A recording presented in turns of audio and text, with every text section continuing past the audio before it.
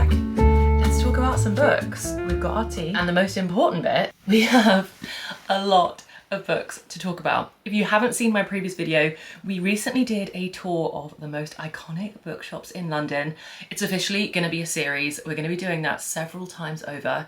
We went to 4 bookshops in the first leg of the tour. They were all quite big commercial bookshops, so part 2 is definitely going to have more of a focus on small independent bookshops, and that will of course be reflected in the types of books that we buy when we go to each of the different bookshops. But anyway, today we are hauling all of the books that I bought. I am not like a massive book haul kind of girl, mostly because books are expensive, guys. We can't be out here buying like 100 books at once. I don't know how these people are doing that. So this book haul is officially 1, 2, 3, 4, 5, 6, 7, 8, 9, 10, 11, 12 books large, and that is definitely the highest amount of books that I have ever bought in one go. So let me show you what I got. Okay, these are seriously in no particular order, so let's just start from the top. First up, I got Glow of the Everflame by Pencoll. This is the second book in the Spark of the Everflame series, or I think it's called the Kindred Cursed Saga. This is book 2. I have already read books 1, 2, and most of book 3. I love this series. Highly, highly recommend if you want a really brilliant, strong, high fantasy slash a bit of romantasy. If you are a Sarah J Maas girly and you want like your next best thing, I loved this. I loved Quicksilver. I loved When the Moon Hatched. I loved all of Sarah J Maas, and I loved this. So this is book 2. I have already read it. I just really wanted this for my shelf. And in the same theme, I also got Heat of the Everflame, which I've also been looking for my shelf. These have only recently been traditionally published. I think there used to be indie versions of this and they went off the shelves for a while. And now, as we're getting closer to the release of the final book, Burn, they're out again. So I've now got Glow and I've got Heat. I have read parts 1 and 2 of Heat because I heard the cliffhanger at the end of Heat is so crazy that it literally has you dying to pick up Burn, and I was like, I don't know, I'm so weak, I don't know if I can suffer through that.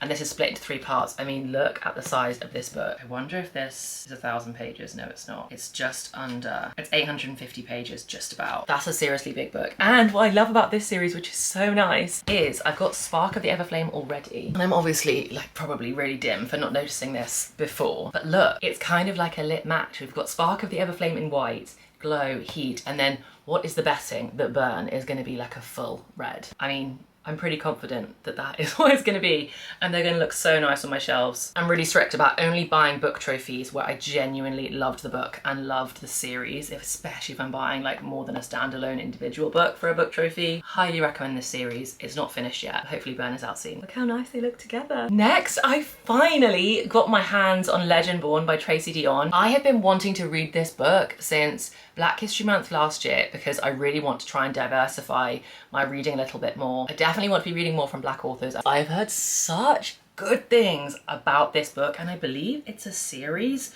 I don't know how many books there are in this series. It's YA fantasy. Oh, I'm remembering this now. Looking at the back. Bree's mother dies and she ends up joining a new school, which is for like bright, gifted students. And then there's a magical attack on her first night on campus. I don't know if she like knows that magic exists before her mother's accident, like before she gets to this school, or if magic already like exists in this universe and she goes to this school. There's a magical attack on campus, and there's a secret society of people called the Legendborn who hunt down these magical creatures that are doing these attacks. I'm gonna guess that one of these creatures also killed Bree's mother. She really wants to join the Legendborn, and I'm sure it's going to be her avenging her mother, but part of a secret society, magic, school. There's also some stuff in here that's meant to link to like King Arthur and his Knights of the Round Table, which is so fun. Who doesn't love a bit of like Camelot lore? So I don't know how this all links together. I'm so excited to read it. I've heard amazing things. YA, fantasy, magic school, secret society taking down a magical villain. Yes, please. Next up, I have also, if you have been watching my bookish videos on my other channel for like a long time, like over a year, you will know that the way I have been hunting down this book, 7 Days in June by Tia Williams, for the longest time. I really wanted to read it last June and couldn't find a physical copy anywhere. It was one of those books I just knew I really, really wanted the physical copy of it. And as soon as June had come and gone, of course, I couldn't read a book called 7 Days in June not in June. That would just be barbaric. So I finally found it. June is only a couple of weeks away. I'm definitely going to be reading this in my June TBR. It's second chance romance. As far as I understand it, the two main characters exist in the literary world. I think she's like an erotica writer and he's a literary agent. They have 7 like incredible, like amazing, passionate days together. They basically fall in love in 7 days and then don't see each other for 15 years and then are together for 7 days again for a second week. And then what's the betting? That they then fall in love again in 7 days when they finally re-meet. So excited to read this. This is going to be my first Tia Williams book and she is also one of the authors that has been on my list for a while. Cannot wait for this one, and I also love that I actually get to read this one like soon. Let me move my stack of books here so you can slightly see them as we stack them up. Next we've got another one that I also get to read soon, which is Summer Romance by Annabelle Monahan. I am also, of course, going to read this in summer. Can't be reading this in the depths of winter, can we? This is one of those books where you hear a summary, a synopsis, a description of a book, and you can't stop thinking about it. And this is one of those for me, and I don't know why. I think there's something about as soon as I know that a character is slightly older, I am immediately so invested and so interested when we don't have our, like, I love a YA, but in a romance, in like an adult romance, when they're like 23, 24, it just doesn't hit as hard for me as like when they're in their early 30s. Probably just because that's where I am in my life. But this is a story about a woman, what is her name? Ali. This is a story about Ali. Her husband leaves her, her mother has died, her life is a total mess. All she's trying to do is like look after her children, keep her whole life together. And she ends up spontaneously meeting a guy, or her dog runs up to a guy and they meet, and she's basically like, I really don't have time in my life for a whole new relationship. I'm barely out of the old one, but like a little summer romance can't hurt. And I'm guessing one thing leads to another. But I'm so intrigued about this. It's one of those contemporary romances that I believe has a lot of depth to it and isn't just like a totally fluffy rom-com, but hits a little bit harder.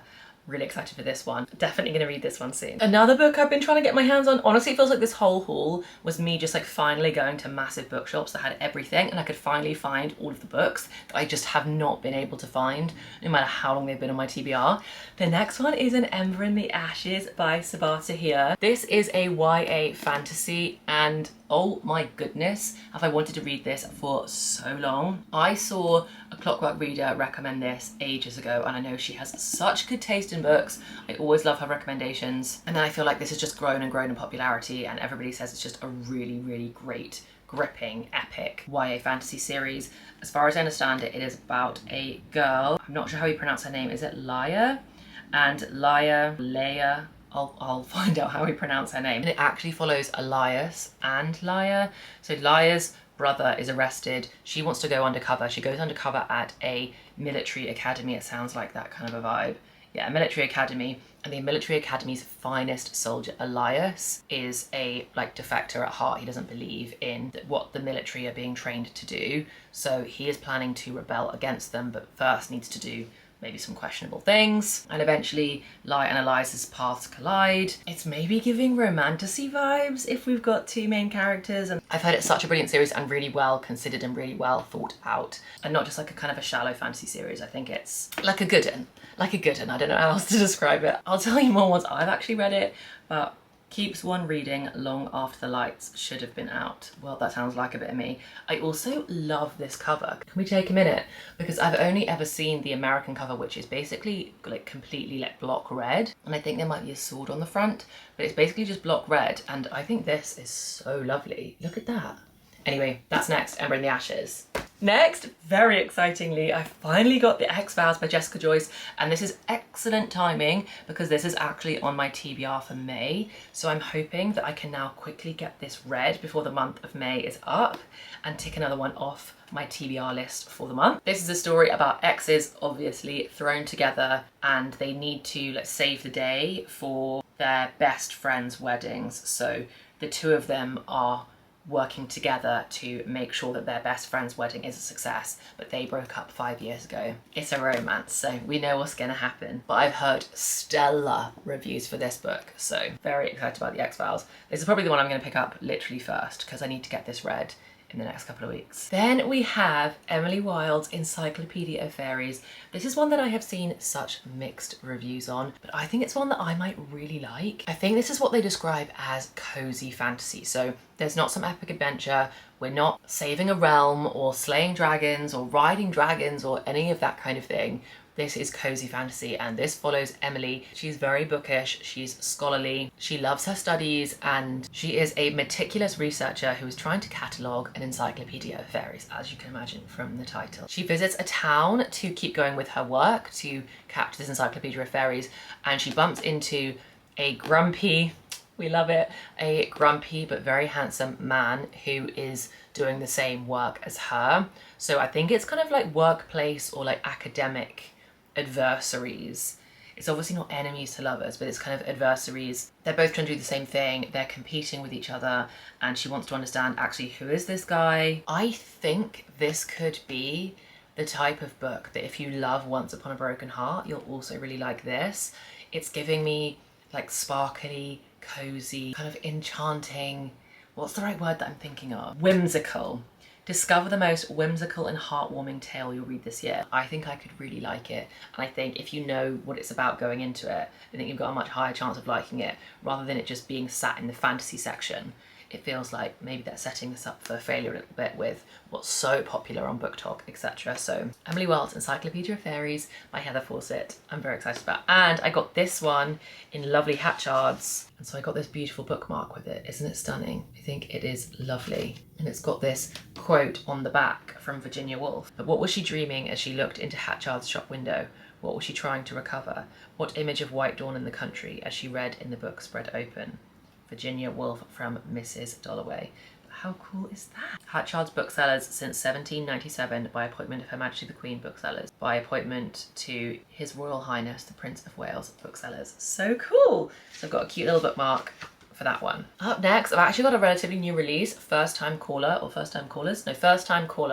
BK Borison. I read my first BK Borison over Christmas, Love Light Farms. It was so cutesy and romantic and just like the perfect cozy Christmas read, Love Light Farms. So going into this year, I knew this was going to be released, and this was on one of my 25 most anticipated releases for 2025 because I wanted to try another BK Borison and see if I liked more of their work. This follows Aidan and Lucy. He's the host of a romance hotline, but he's completely fallen out of love. No, he's fallen out of the concept. He's fallen out of love with love. So he has no interest in love anymore. He doesn't really believe in love anymore. And one day Lucy calls into the romance hotline and she is a hopeless romantic, and their interview, or her calling in and having that conversation with Aidan to the hotline, that goes viral, and one thing leads to another, and I'm sure it's a romance. But I've heard, again, really mixed things. Some people say they absolutely love it and some people really struggle with it, and I'm really excited to see what I thought because I really enjoyed Love Light Farms. Love Light Farms wasn't like groundbreaking, but I really enjoyed it. So next up, First Time Caller. This would have been cute to read in February, like pink like this. I mean,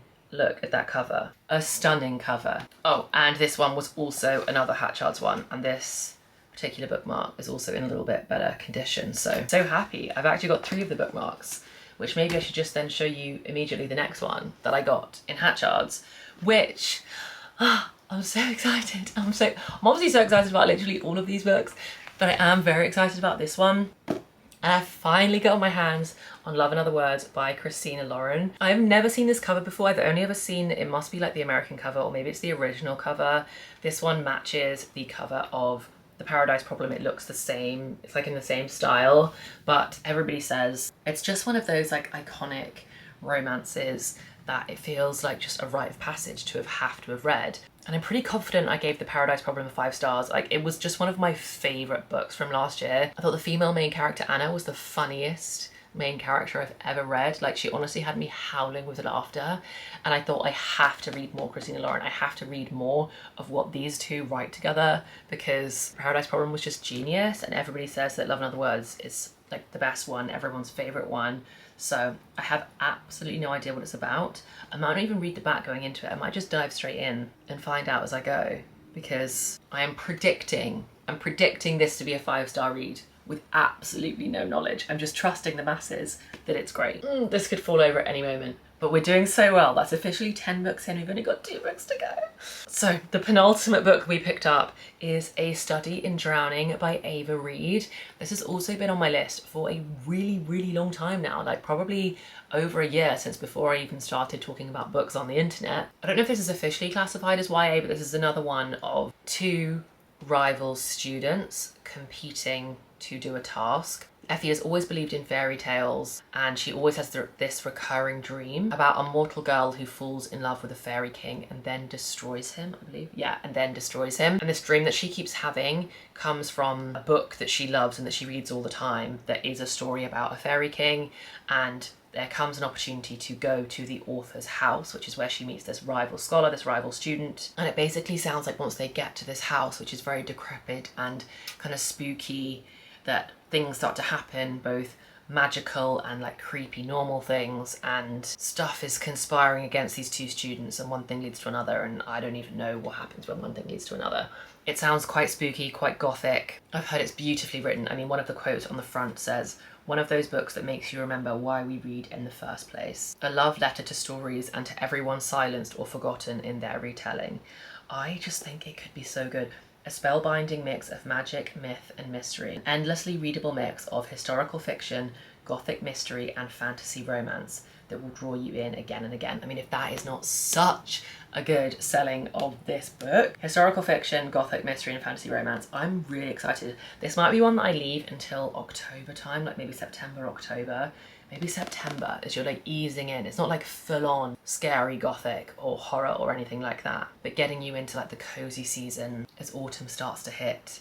This could be a really good one. So, A Study in Drowning by Ava Reid. So the final book, Before I Let Go by Kennedy Ryan. This has also been on my TBR for so long. As I said, there's seriously a theme with these books. It was just me going to buy all the books that I've wanted to buy for so long that I haven't been able to find. I read my first Kennedy Ryan last year.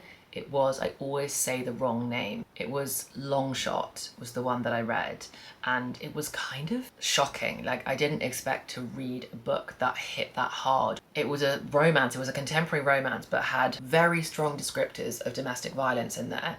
And there were obviously a lot of trigger warnings going into it, but I wasn't expecting it to be that heavy, I suppose. But I really loved it, and I really wanted to read this one first. This was like the ultimate Kennedy Ryan that I wanted to read. It's second chance romance. Emily Henry says about this book, heart-searing, sensual and life-affirming. Their love was supposed to last forever, but when life delivered blow after devastating blow, Yasmin and Josiah found that love had its limits. It couldn't save their marriage. Yasmin wasn't prepared for how her life fell apart, but she's finally starting to find joy again. She and Josiah have found a new rhythm, co-parenting their 2 kids and running a thriving business together. Yet, like magnets, they're always drawn back to each other, and now they're beginning to wonder if they're truly ready to let go of everything they once had. One stolen kiss leads to another, and then more. It's hot, it's illicit, it's good, until it starts to hurt again. As old wounds reopen, Yasmin and Josiah wonder if it's too late for them to find forever, or could they be even better the second time around? Breathtaking, gut-wrenching, and viscerally romantic. Doesn't this just sound so good? And I think this is also the first book in a standalone interconnected series. So I think there is a second book out, maybe a third. I know there's a second one. That's the final book that I got before I let go. That is everything. This is all of the books that I bought on my first tour of London bookshops. Not much exploring of me buying books that I've never heard of. I was just so excited by the fact that I could find all these books that I have been looking for so long. So in the next few bookshop tours, I'm definitely going to take the opportunity to try and find new books that maybe I haven't heard of before. There were so many stunning special editions of books that I would love to buy. And I thought once I've ticked these off, I can start exploring treating myself to some beautiful special editions. Especially there were these ones of Song of Achilles and Circe that, or those quotes on the back had me in all my feels. So I may be going back for those, but I'm so unbelievably happy with this haul.